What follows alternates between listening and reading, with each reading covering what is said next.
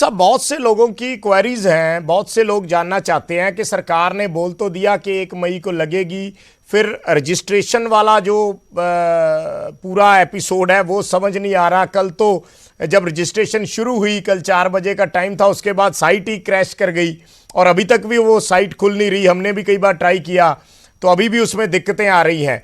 तो पूरा एक बार मैं आपसे समझना चाहूंगा कि कैसे कैसे, अगर मान लो मुझे बिल्कुल नहीं पता, मैं 18+ हूं, मैंने वैक्सीन लगवानी है, तो मुझे शुरुआत से क्या करना पड़ेगा और वैक्सीन लगवाने तक क्या क्या प्रोसेस होगी, अगर आप थोड़ा उसको ब्रीफ कर सके एक एक करके। बिल्कुल, आपके सभी दर्शकों को मैं बताना चाहूंगा जी कि वैक्सीन लगवाने के लिए सबसे पहले आपको ऑनलाइन रजिस्ट्रेशन कराना है, यानी अपना पंजीकरण कराना है। जी ये पंजीकरण कोविन 2.0 जो वेबसाइट है उस पर हो सकता है और आरोग्य सेतु जो ऐप है उस पर हो सकता है। आपने ठीक है। बिल्कुल सही बताया कि जब ये एक साथ पूरे देश के लिए खोल दिया गया तो जी इन साइट पर बहुत सारी हिट होने लगी और बहुत सारे लोग एक साथ पंजीकरण कराने के लिए आगे आए, तो जी वो जी सिस्टम क्रैश हो गया। जी जी लेकिन उसको अब ठीक कर लिया गया है, धीरे धीरे जहां पे ग्लिचेज हैं वो खत्म की जा रही हैं। ठीक है। और ये देखिए 1 तारीख से वैक्सीन कार्यक्रम शुरू हो रहा है, यानी ठीक ये है। तो कंटिन्यूअस चलेगा। तो हम अगर पहले दिन रजिस्ट्रेशन नहीं करा पाए तो उसमें हमें घबराने की बात नहीं है, उसमें कोई एंग्जाइटी नहीं होनी चाहिए। 2 दिन बाद, 3 दिन बाद, जब इनिशियल जो एक रश होता है वो जी रश जब खत्म हो जाएगा, उसके बाद आसानी से रजिस्ट्रेशन कराया जा सकेगा। तो उसमें जरूरत सिर्फ इस बात की है कि जो 18 से अधिक उम्र के हैं वो कोविन 2.0 वेबसाइट पर या आरोग्य सेतु ऐप खोलेंगे और उसमें जो जो जानकारी मांगी गई, बहुत सीमित जानकारी है, नाम पूछा जा रहा है और उसके साथ आपका एक सरकार द्वारा प्रदत्त पहचान पत्र जिसमें ठीक है। आपकी उम्र लिखी हो या जन्म की तारीख लिखी हो, वो पहचान पत्र की डिटेल देनी होती है, यानी आधार कार्ड का नंबर हो या वोटर आई कार्ड का नंबर हो या ड्राइविंग लाइसेंस का नंबर हो, वो देना होता है ताकि उससे आपकी उम्र की सत्यता का राइट प्रमाण मिल जाए। राइट। ठीक है। रजिस्ट्रेशन कराने के समय आपको ये ऑप्शन मिलेगा, आप जहां रहते हैं, जी आपने जहां से रजिस्ट्रेशन कराया जी। उसके निकट जो जो वैक्सीनेशन के बूथ हैं हम्म उपलब्ध, उनकी आपको जानकारी मिलेगी। फिर आप उसमें से सेलेक्ट कर सकते हैं कि आप कौन से बूथ में जाकर वैक्सीन लगवाना चाहेंगे। ठीक है। उसके बाद उसके बाद स्लॉट आएंगे कि हम्म कितनी तारीख को और कितने बजे के स्लॉट्स आपके लिए उपलब्ध हैं। उसमें चॉइस होंगी, तो आप पहले अपनी तारीख का चॉइस करेंगे कि कौन सी तारीख को आप वैक्सीन लगवाना चाहते हैं। उसके बाद 15-15 मिनट के समय के स्लॉट बने हैं, तो ठीक आप है। उसमें से स्लॉट भी सेलेक्ट कर सकते हैं कि कौन से स्लॉट में किस समय में आप जाना चाहेंगे। तो ठीक है। इस रजिस्ट्रेशन के द्वारा ये फिक्स हो जाएगा कि कितनी तारीख को कितने बजे आपको कौन से केंद्र में तो जाके और वैक्सीन तो लगवाना है। तो ये डॉक्टर साहब, जब रजिस्ट्रेशन करेंगे तभी ये सारी ऑप्शंस आ जाती हैं कि कौन सा समय आपको चाहिए, कौन सा दिन आपको चाहिए, या वो बाद में आपको चेक करना पड़ेगा और बाद में आपको पता नहीं नहीं, चलेगा? जब आप रजिस्ट्रेशन करेंगे, जी। रजिस्ट्रेशन सक्सेसफुल होने के बाद तुरंत ही आप अगले पेज पर जब जाते हैं तो आपके सामने एक एक करके ये तीनों ऑप्शन आते हैं कि उस ठीक है। रजिस्ट्रेशन से पता चल जाता है कि आपकी लोकेशन क्या है। तो फिर कंप्यूटर सिस्टम आपको बताता है कि आपने जिस लोकेशन से रजिस्टर किया है उसके आसपास कौन कौन से वैक्सीनेशन केंद्र हैं। ठीक है। आप उसमें से चूज कर लीजिए कि कौन से पे आप जाना चाहेंगे। उस केंद्र पर फिर कितनी तारीख को कितने बजे के स्लॉट्स अवेलेबल हैं वो आपको मिल जाएंगे। तो उनमें से आप तारीख सेलेक्ट कर लेंगे, स्लॉट सेलेक्ट कर लेंगे, तब आपका रजिस्ट्रेशन कंप्लीट हो जाएगा और एक ठीक है। रजिस्ट्रेशन स्लिप जनरेट होगी। उस स्लिप के ऊपर आ जाएगा कि आपको कहां जाना है, कितने बजे जाना है और कौन सी तारीख को जाना है। तो वो स्लिप लेकर, जी जी जी। हाँ, जब आप उस केंद्र पर जाएंगे तो आगे का प्रोसेस शुरू होगा। अच्छा डॉक्टर साहब, इसमें गैप कितना है? जैसे हम आज रजिस्टर करते हैं फॉर एग्जांपल, तो अमूमन आपको कितने दिन का टाइम मिलता है? कब कब तक हम कर सका? अगर मान लो कोई चाहे कि मैं आज ही या मैं कल लगवाना चाहता हूं, तो क्या इतनी जल्दी टाइम मिलेगा या आपको ऑप्शंस दी जाएगी कि 1 हफ्ते के बाद आपका नंबर आएगा या 10 दिन बाद आपका नंबर आएगा? नहीं, देखिए, ये स्लॉट बुकिंग का सिस्टम है और स्लॉट बुकिंग के सिस्टम में फर्स्ट कम फर्स्ट सर्व की बेसिस पे काम होता है ना। ठीक है। तो एक केंद्र के वैक्सीनेशन की क्षमता मान लीजिए एक दिन में वो 200 लोगों को टीका लगा सकते हैं। ठीक तो है। जो पहले 200 लोगों ने उस दिन के स्लॉट बुक कर लिए, वो सारे स्लॉट खत्म हो गए। ठीक अब है। जो उसके बाद हैं, उसको उस दिन का स्लॉट नहीं मिलेगा, अगले दिन का मिलेगा। तो ठीक है। ये इस बात पे डिपेंड करता है कि मैं जब अपना स्लॉट ढूंढने जा रहा हूं, तो हम्म। उससे पहले उस वैक्सीनेशन केंद्र पे कितने लोगों ने ऑलरेडी अपना स्लॉट बुक कर लिया है।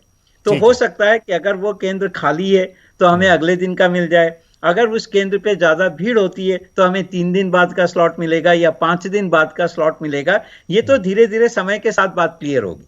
ठीक है। इसमें तो कुछ निर्धारित नहीं है कि आपको 7 दिन बाद का ही मिलेगा या कल का ही मिल जाएगा।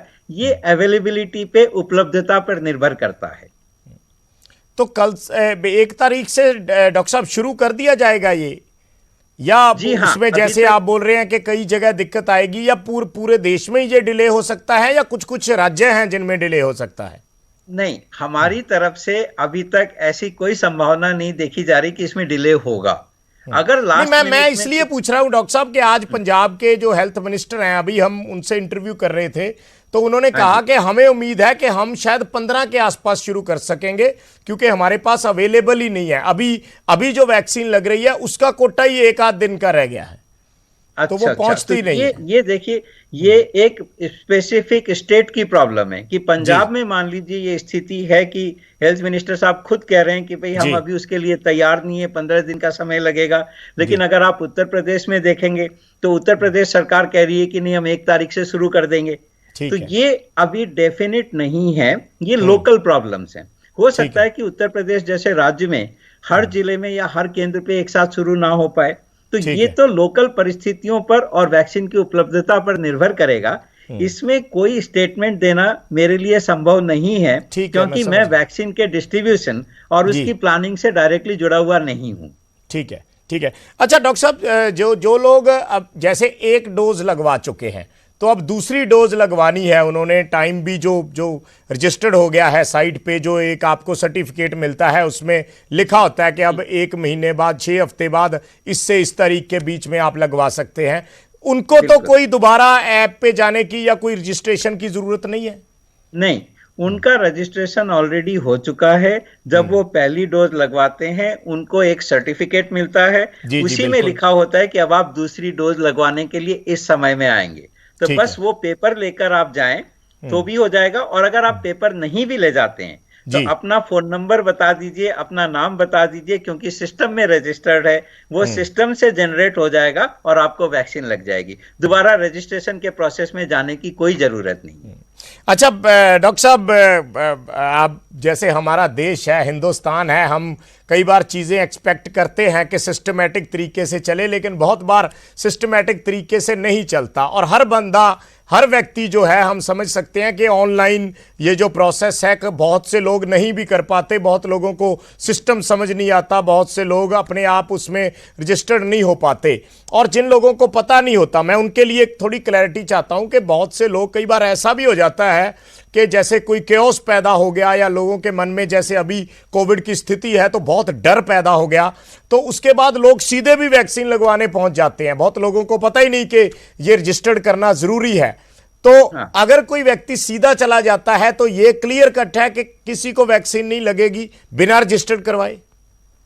देखिए, अभी ऐसा है, हमें एक चीज समझनी पड़ेगी जी। कि मान लीजिए हम कहते हैं कि हम ऑनलाइन रजिस्ट्रेशन को महत्व नहीं देके और सबके लिए वैक्सीनेशन खोल देते हैं। तो ठीक है। इससे क्या होगा, जो बात आपने कही जी। कि वैक्सीनेशन केंद्र पे लोग बिना रजिस्टर कराए अगर पहुंचने लगेंगे भीड़ तो वहां लग पे जाएगी। बहुत सारी संख्या में लोग इकट्ठे हो जाएंगे। जी जी। और वो इकट्ठे होना भी अपने आप में कोविड-19 को के संक्रमण को बढ़ाने के लिए केंद्र बन सकता है, बिल्कुल जिसे हम कहते हैं कि वो सुपर स्प्रेडर इवेंट बन जाएगा। बिल्कुल। तो ऐसी संभावना को ध्यान में रखते हुए और ये डिसाइड किया गया कि रजिस्ट्रेशन के माध्यम से किया जाए। आपकी बात से मैं बिल्कुल सहमत हूं कि हर इंसान टेक्नोलॉजी से इतना सक्षम नहीं है कि वो अपने आप को रजिस्टर कर सके। उनके लिए सहायता केंद्र भी हैं कि भाई आप कोविड वैक्सीनेशन बूथ पे जाते हैं और कहते हैं कि मैं रजिस्टर नहीं करा पाया, तो वहां पे भी रजिस्ट्रेशन की व्यवस्था की गई है कि आप वहां पे साइट पे। लेकिन जो 18 से 45 की उम्र के जो लोग हैं, उनके लिए अभी बूथ पर जाकर डायरेक्ट रजिस्ट्रेशन की सुविधा उपलब्ध नहीं है। मैं फिर बता रहा हूं कि ये जो शुरू का रश है, ये जी। जब खत्म हो जाएगा, उसके बाद आसानी से जब लोग, मतलब ज्यादातर लोग जो पहले लगवाना चाहते हैं, जो ज्यादा उत्सुक हैं, ज्यादा एंक्शस हैं, वो जी जब जी लगवा लेंगे, जब रश थोड़ा कम हो जाएगा, तब रजिस्ट्रेशन कराना भी आसान होगा और डायरेक्ट केंद्र पर जाकर वैक्सीनेशन के लिए रजिस्टर कराने की भी सुविधा उपलब्ध कर दी जाएगी। लेकिन हम शुरू में ऐसा इसलिए नहीं कर पाएंगे कि जी। वहां पर अगर बहुत ज्यादा रश हो गया तो वो ही कहीं कोविड-19 के संक्रमण का केंद्र ना बन जाए। और डॉक्टर साहब, ये मेरा एक आखिरी सवाल है। 2 दिन का जो अभी जैसे कल से शुरू हुई रजिस्ट्रेशन और आज तक, शुरुआत में टीवी में भी बहुत चला, मीडिया में बहुत दिखाया गया कि लोगों में बड़ा डर था, बहुत चीज़ों को लेकर कंफ्यूजन थी, लोग वैक्सीन लगवाने से भी थोड़ा सा झिझकते थे। लेकिन अभी 2 दिन का रिस्पांस क्या कह रहा है, पहले से और आज के दिन में क्या फ़र्क आया है? पहले अगर डोज, पहले जो फेज़ की बात करूं मैं, अब तीसरा फेज़ आ गया। आखिरी सवाल है मेरा। थोड़ा सा विस्तार में मैं आपको ये बात बताना चाहूंगा आपके दर्शकों को जी कि जब वैक्सीन जनवरी में आई जी और उस समय सौभाग्यवश हमारे देश में नंबर ऑफ केसेस की संख्या बहुत कम हो चुकी थी, कोविड से होने वाली मौत की संख्या बहुत कम हो चुकी थी। जी जी। तो एक ये आया कि अब तो वैक्सीन आ गई, अब हमें वैक्सीन लग जाएगी, अब हमें कोरोना नहीं हो सकता, और ऑलरेडी कोरोना के केसेस कम थे।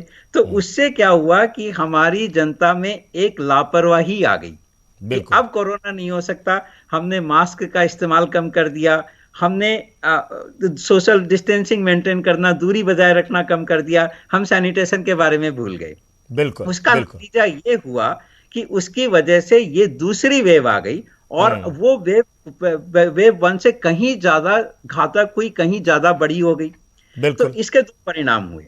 एक तो लोगों में ये संशय पैदा हुआ कि वैक्सीन लगने के बाद भी इतने सारे केसेस क्यों हो रहे हैं। वहां समझने में कमी रह गई कि वैक्सीन तो अभी बहुत कम लगी है। 132 करोड़ की जनसंख्या में अगर हमने 6 करोड़ लोगों को वैक्सीन लगा भी दी है पहली डोज, तो ये तो 5% भी नहीं हुआ। बिल्कुल बिल्कुल। तो हमारी जो एलिजिबल पॉपुलेशन है उसका 5% भी अभी प्रोटेक्शन नहीं है। तो हम कैसे मान लें कि अभी वैक्सीन की वजह से बीमारी रुक जाएगी? बिल्कुल, है ना। और दूसरी तरफ ये बात है कि वो जो लापरवाही की वजह से केसेस बढ़ने लगे, बहुत ज्यादा केसेस होने लगे, तो कुछ ऐसे केसेस भी आए कि हमने पहली डोज लगवा ली, उसके बाद भी हमें कोविड हो गया। हाँ जी। हाँ, उन्होंने सोचा नहीं कि अभी आप पूरी तरह से इम्यून नहीं हुए हैं। बिल्कुल।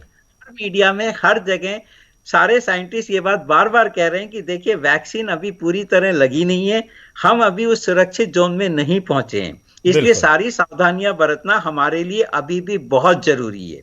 लेकिन तो अब अवेयरनेस का फर्क पड़ा है। जी, सॉरी, आप फिर से कुछ कह रहे थे, फिर से बोले। तो अभी मतलब अवेयरनेस का फर्क पड़ा है, जो 2 दिन में रजिस्ट्रेशन हुई है उससे पता चलता है। हाँ, अब ये है कि चूंकि नंबर ऑफ केसेस बहुत बढ़ गए हैं, तो लोगों में ये जागरूकता हुई है कि नहीं, वैक्सीन हमें जल्द से जल्द लगवाना ही चाहिए ताकि अब इससे बच पाएं। तो जो वैक्सीन हेजिटेंसी है वो कम हो गई है अब। ठीक है डॉक्टर साहब, बहुत बहुत शुक्रिया साडे नाल जुड़न लई, गलबात कर लई और पूरी विस्तार नाल जानकारी देन लई। डॉक्टर शर्मा, अरुण शर्मा साडे नाल केंद्रीय सेहत मंत्रालय तो जुड़े सी। बहुत बहुत धन्यवाद डॉक्टर साहब। एक छोटे ਜਿਹੇ ब्रेक का वक्त है, खबरों का सिलसिला लगातार जारी।